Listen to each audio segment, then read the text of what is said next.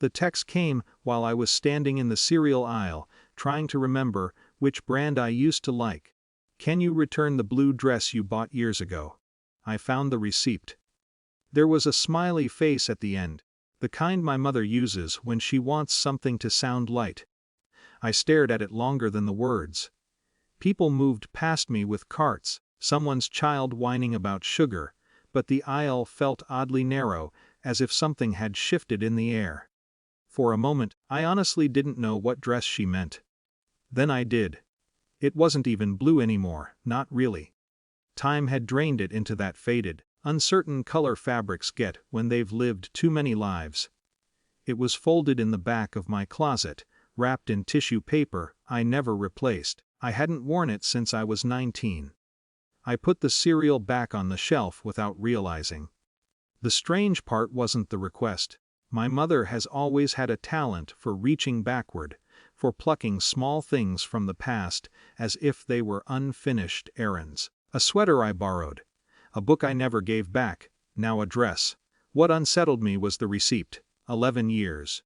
I tried to picture her holding on to it all that time, tucked somewhere safe, waiting for this exact moment. It felt improbable and completely like her at the same time. I didn't answer. That night I opened the closet, though I already knew where the dress was. My hands hesitated before touching the tissue paper, the way you hesitate before opening something fragile or contaminated. The fabric was softer than I remembered. I could still see the department store dressing room if I tried. The stiff lighting, the mirror that made everything look slightly unreal. My first paycheck folded carefully in my wallet. The saleswoman telling me it looked elegant, which felt like a word meant for other people. I bought it because it felt like proof that I could earn something, choose something, own something. I wore it once. Memory doesn't replay like a film. It returns in pieces, disjointed and sensory. The smell of detergent, the sound of the hallway fan, the sharp edge of the doorframe against my shoulder. I sat on the bed with the dress pooled beside me, my body reacting before my thoughts did. That old tightening in the chest, the small animal alertness I thought I'd outgrown. My phone lit up again.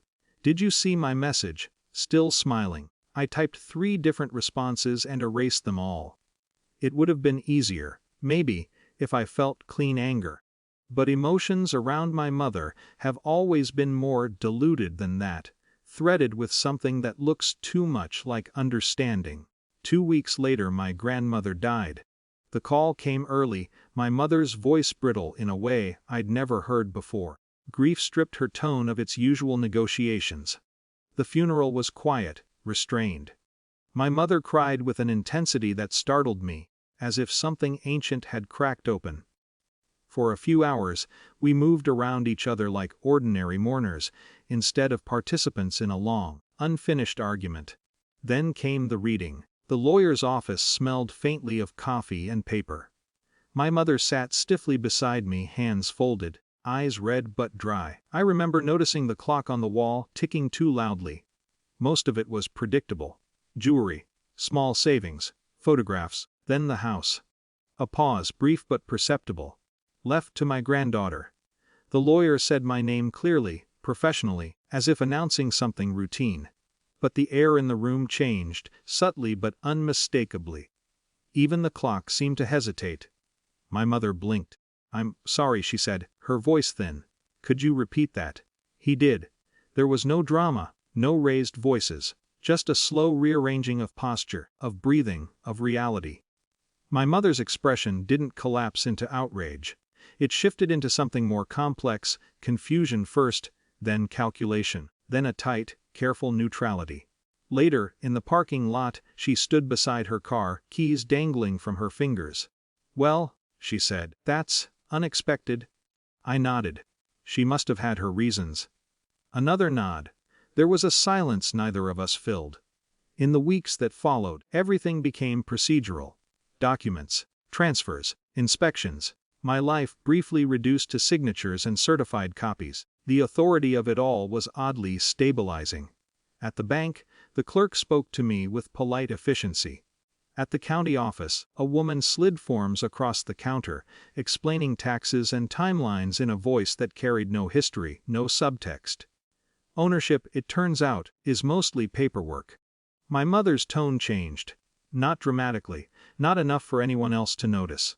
But the smiley faces disappeared, requests softened into suggestions.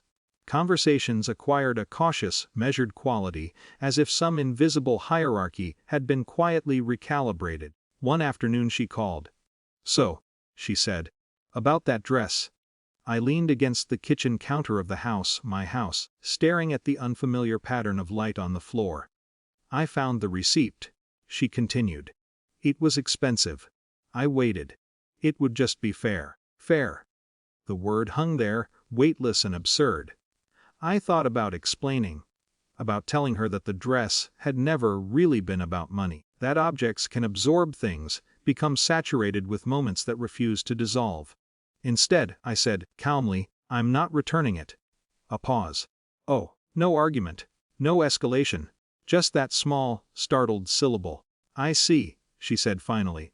We talked a little longer, about neutral things. Weather, repairs, logistics. After we hung up, I walked into the spare bedroom where I'd placed the dress days earlier, unfolded for the first time in years. It looked smaller somehow. Less like an artifact. More like fabric. I didn't feel victorious. Just steadier. The past hadn't been erased. Nothing had been resolved in any cinematic sense. But something had shifted, quietly and without spectacle, not inside memory, but inside the structure of things. Some forms of leverage don't feel like power. They feel like oxygen.